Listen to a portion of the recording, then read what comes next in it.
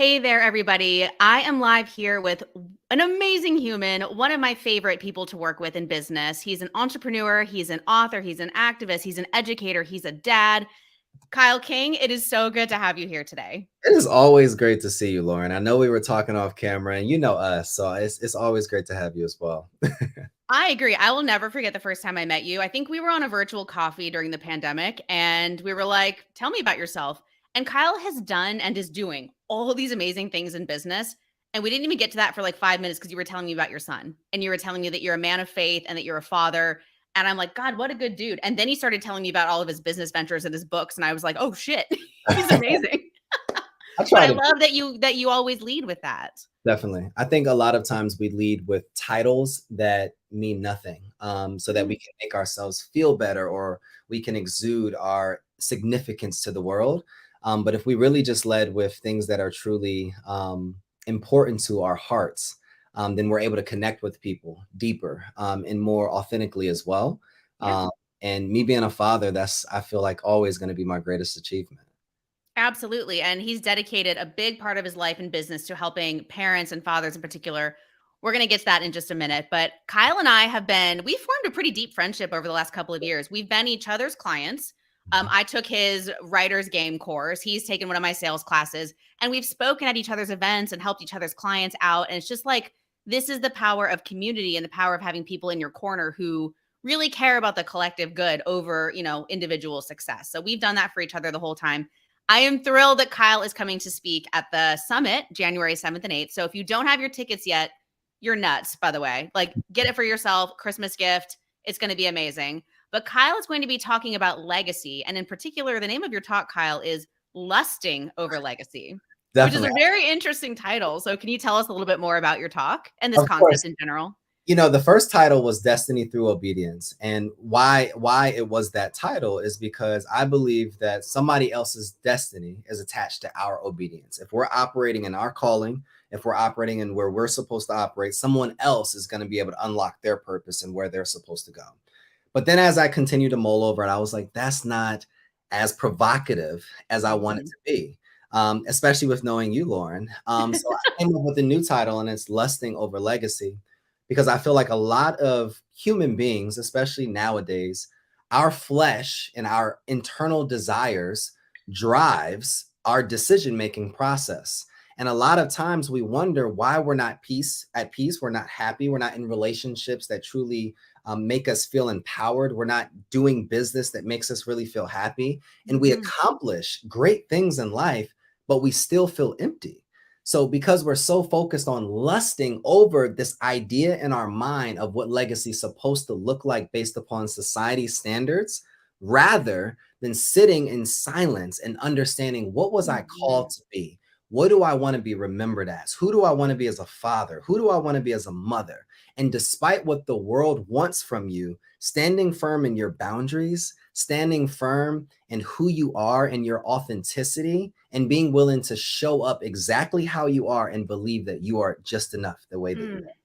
So that's what I'm going to be talking about. How do you get to that point despite the challenges and the trials and the things that you go through on a daily basis? Despite all of that, how do you still find your center in the mix of a lot of the chaos?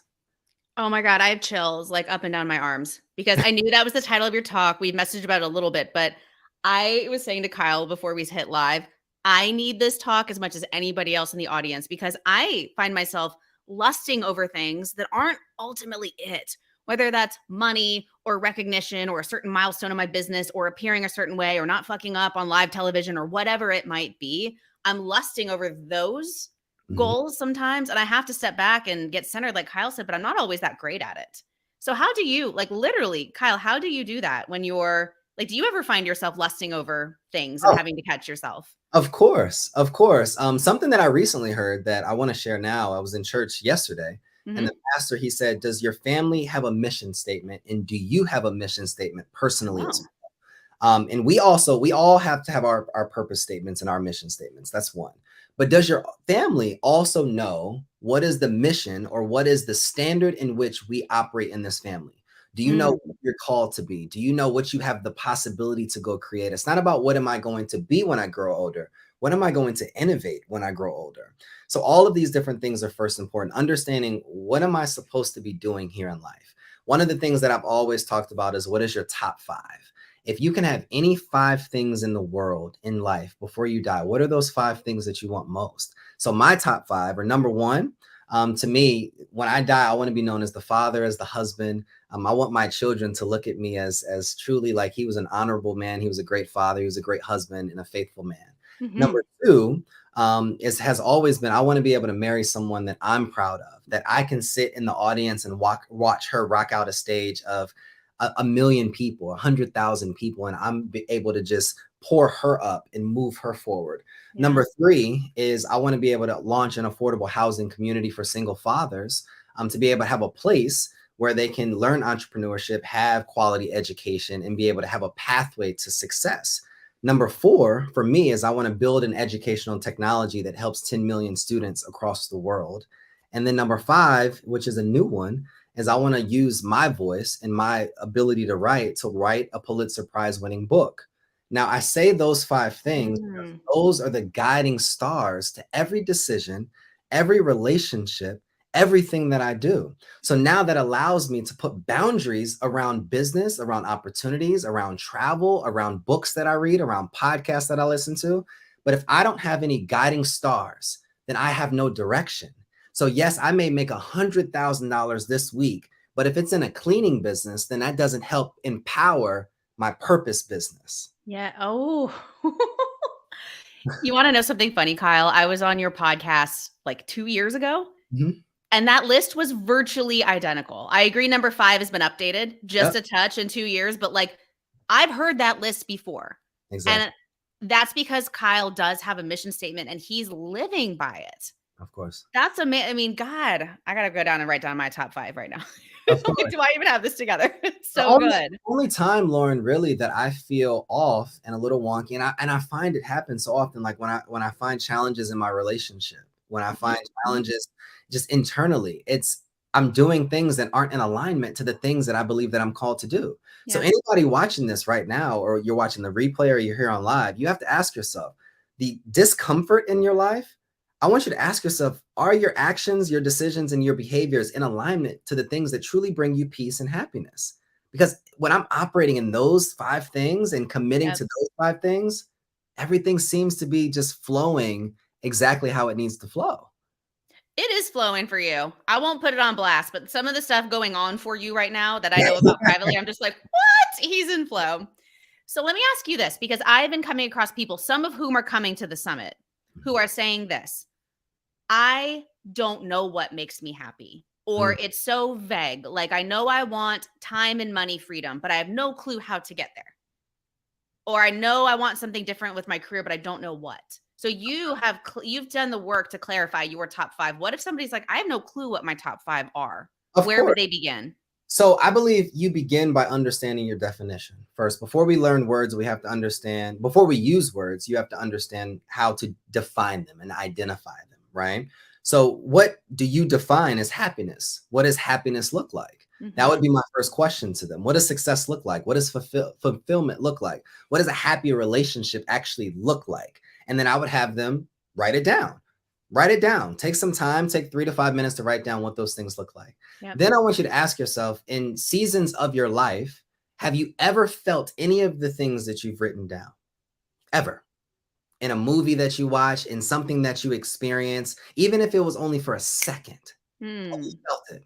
One of my happiest moments in my life, and this is crazy even saying this, and with being a father, and I've done amazing things, was the feeling when I crossed the finish line at my first half marathon that I ever ran. Hands down. I literally, the first time in my life, cried happy tears because I felt like I did it. And I think that happiness came because that morning I literally just showed up. I did not have time to stretch. I paid on spot, got my bib, and just started the race. And every time through the race, through that process, I said, "You got it. Just figure out the next step. Figure out the next step Hmm. to get there." So I want somebody listening to this. I want you to just identify the feelings and identify those feelings. So once you identify the feelings, well, who were you with? What were you doing? When were these times? Hmm. And now, what is it going to take for you to recreate these moments on a daily basis? It's called your champions checklist. If you want to be a champion in life, you have to be willing to commit to these things every day. Every day I write. Every day I wake up and pray. Every day I'm affirming myself. Every day before I drop my son off at school, and people know this, he has to say affirmations before I let him out the car to get out the car. Every So day. good. Because I need him to know who he is, but I had to first find who I was. So anybody listening to this, how do we define, or how do I accomplish legacy or accomplish a happiness or get to fulfillment? First, define it, identify in your life, then reflect and unpack it, then attach it to something, and then commit to putting that into your daily practice on a daily basis. That's so good. I'm literally doing this in my head for myself right now. There it is. Thank you, Lauren. Well, I'm like, this is TMI, but I think I had that same sensation with my second childbirth because it was natural, no drugs. And like, same thing. It was so hard. And when it was done, I was like, I did it. And of course, I'm happy about the baby, but also my body was just like, yes. And so I think you're inspiring me to find ways to push my body to that, like, not breaking point, but to a point of physical, like beyond your limits. Of course. I think finding ways to push your body or your mind or your life beyond its limits can be very gratifying. So I think breaking point has such negative connotation, and that's why we never want to push our body there. I call it a ceiling point. And the reason that I call it a ceiling point, because it's so wild, because before that, when I started my fitness journey, and my lady knows this now, I would go out and run 2 miles, 3 miles. And then she would say, why are you doing this? Like, you're not pushing yourself. So then I would start running 4 miles and then 5 miles. And then the first time I ran to her house, she lives 8 miles from me. It was the first time I ever did it. So I woke up on a Saturday morning, ran 8 miles from her house. And the first time I almost died. Like, I got to her house and I was like, oh my God, I felt like I needed to call an ambulance. But the second time she was I was barely sweating. I was fine. And we had a conversation. But what that did for me is having that person push the barrier. I was able to every time increase my ceiling. So then once I completed a 13.1 mile run, I don't run anything under 5 miles when I go to the gym anymore.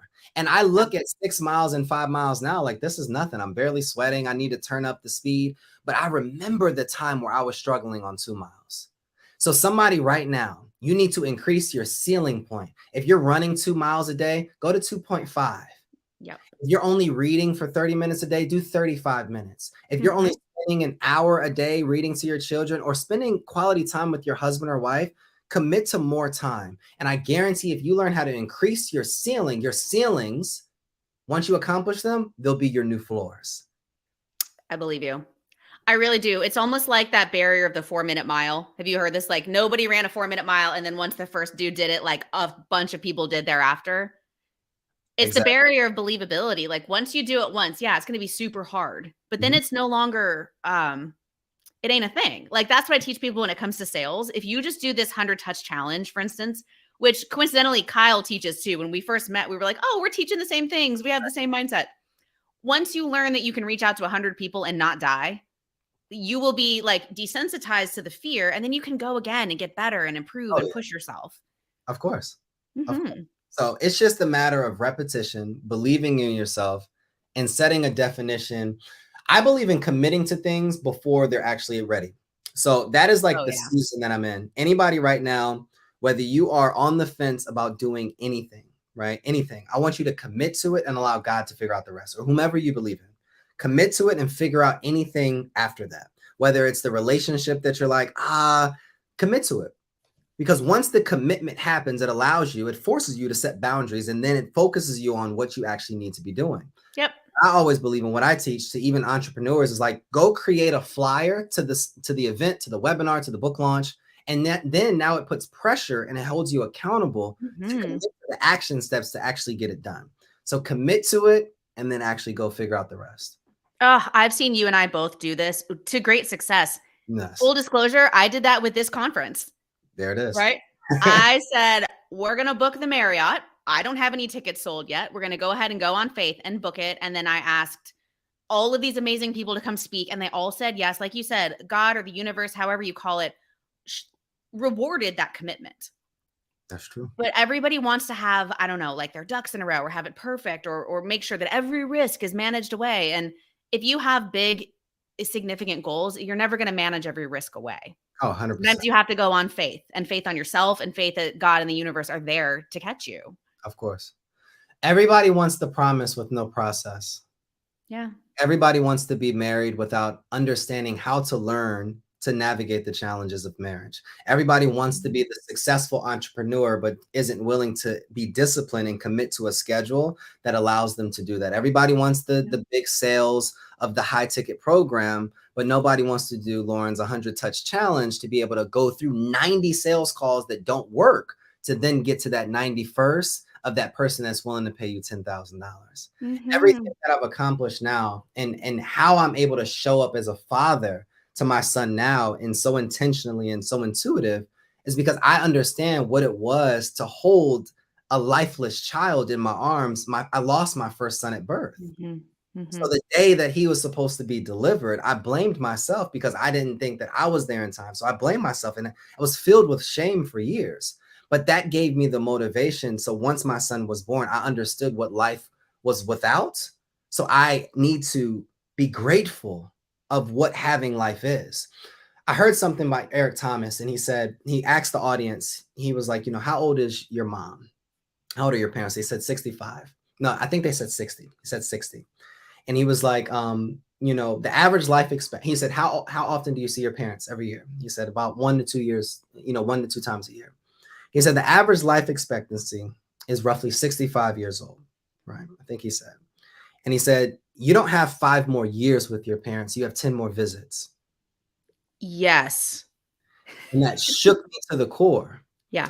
And somebody listening to this right now, you don't have 30 more days to get your business written or your business plan. You don't have 2 more years to start that book. You don't have 3 more years to figure out your relationship. No.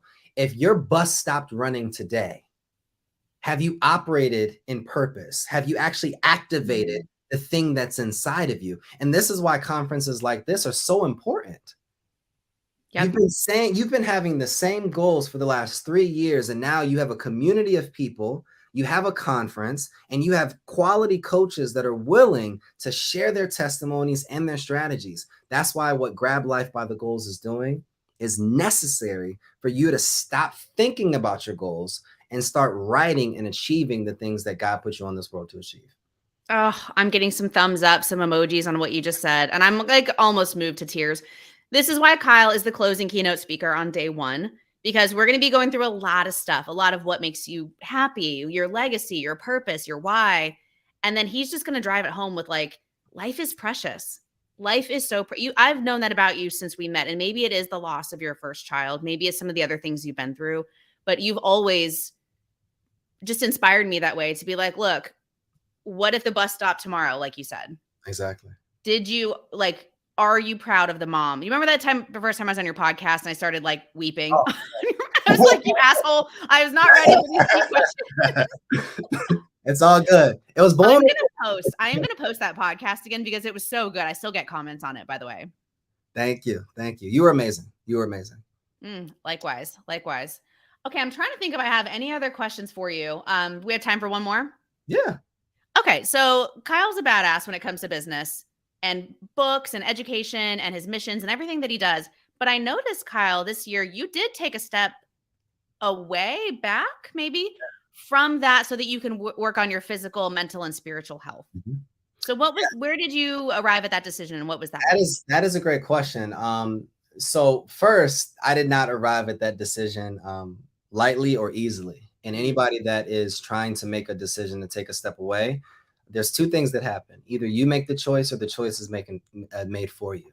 And oftentimes when choices are made for you, they're not something that you want to hear. So late March, I haven't shared this publicly, I don't believe.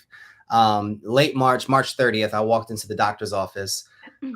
I was 225 pounds, 228 pounds, feeling myself, feeling like I was good. And just to get a physical and a checkup. And I walked out and the doctor said, I was pre-diabetic.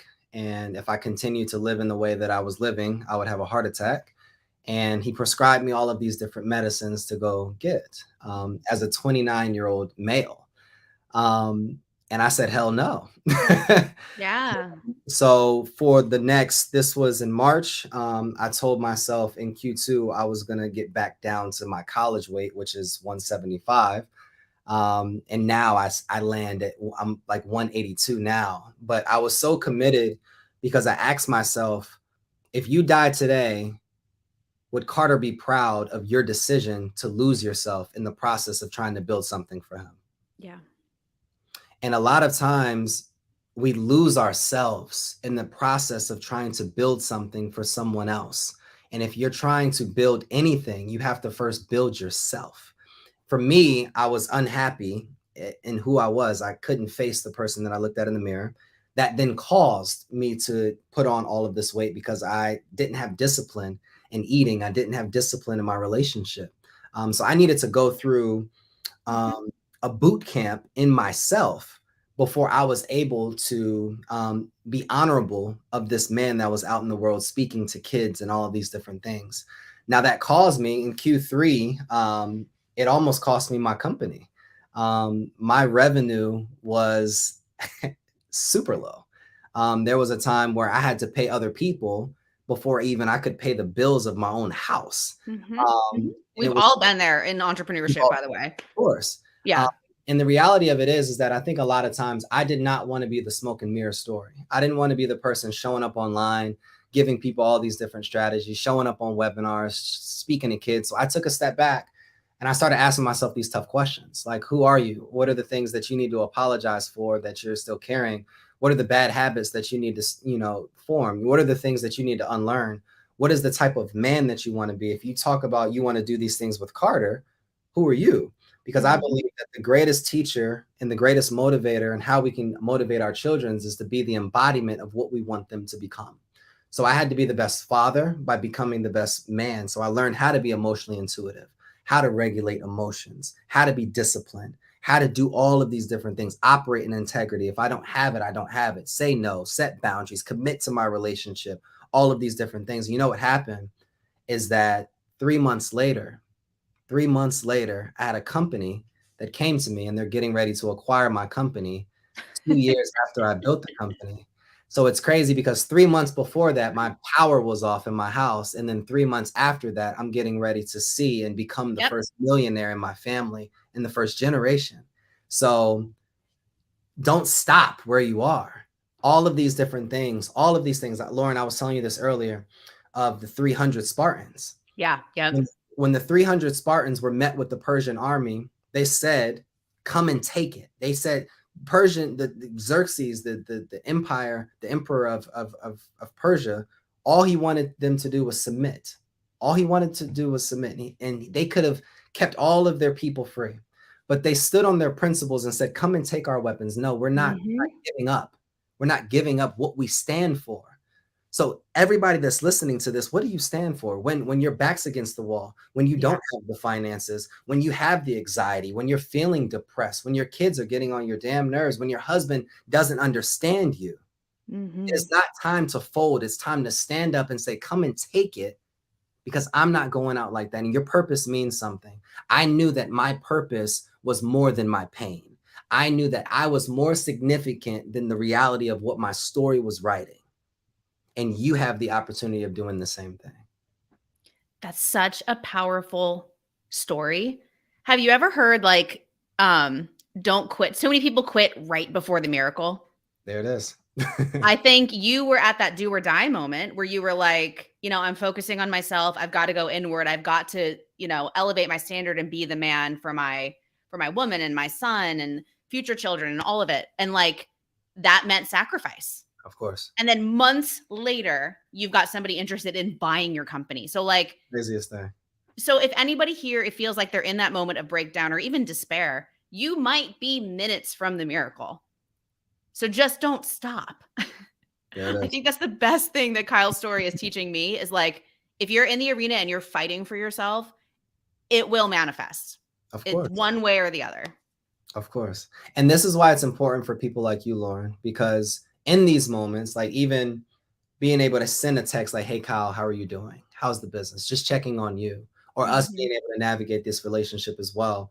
You have to have a community of people. I cannot sit here and say I did this alone or I was just Yep.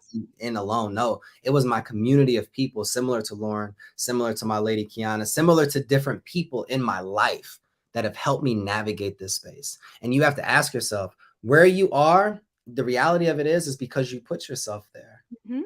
You have to own your circumstance, but where you're trying to go is determined on the environment that you put yourself in. Yes. And this is the environment that you need to be in. You need to be there in January. You have to be there. Absolutely. Kyle, you're really good at putting yourself in those rooms. I know you're friends with some very well-known entrepreneurs all over the country. I see you traveling. I see you all together. I'm like, oh shit, Kyle knows him too and her. You know, I mean, you are rolling with a very high caliber network, and I'm honored to have you in mine. And that's what we're creating here at the Grab Life by the Goal Summit. Is I'm joking, like, you want to do a 100 touch challenge? Don't spend a year on it. Spend 2 days on it, because everyone coming to this conference is a high end individual with big goals, and nobody has it all figured out. But we're all here striving to be better humans, and we have resources for one another. And Kyle and I have always supported each other this way since we met a couple years ago. So if you want that same experience, I'm going to sort of land the plane here. LaurenWidrick.com/summit. It's January 7th and 8th. It's uptown at the Marriott. Kyle and I went by the venue. It's super sexy. And it's just going to be a great day. And if you want to go to that website, LaurenWidrick.com/summit, and enter the code Kyle, Kyle, you'll get 10% off your ticket. There it is. I think that's it for today. So hopefully we will see you there. You will be inspired. You'll be lit up to just do big, massive, significant things in your life. And Kyle, thank you. I just love spending time with you. And thank you for not making me cry on camera. That was earlier. So sometimes I cry when we're live on a podcast with Kyle, but this time it was before we hit record. So Appreciate you, Lauren. We'll see you soon. All right. Bye, everybody. Go ahead and end it here.